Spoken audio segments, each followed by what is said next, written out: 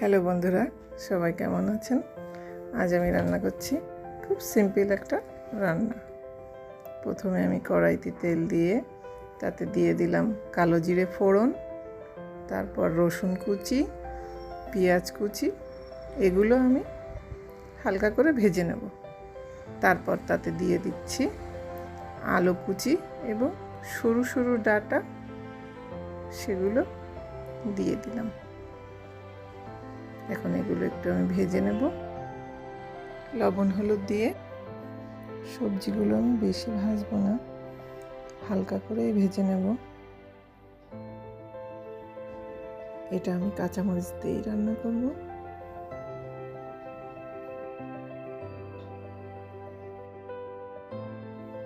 এখন আমি দিয়ে দিলাম ছোট করে কেটে রাখা মিষ্টি কুমড়ো। মিষ্টি কুমড়োটাও আমি হালকা করে ভেজে নেব, বেশি ভাজবো না।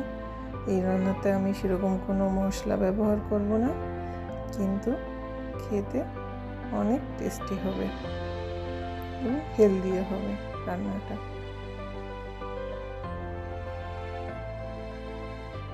এখন আমি ভেজে রাখা মাছগুলো দিয়ে দিলাম। এটা মলা মাছ। এখন আমি মাছগুলো দিয়েও আরও কিছুক্ষণ কষাবো। তারপর সামান্য জল দিয়ে ঢেকে দেব 5-7 মিনিটের জন্য। আমার রান্না ডান। এখন আমি পরিবেশন করে দিলাম।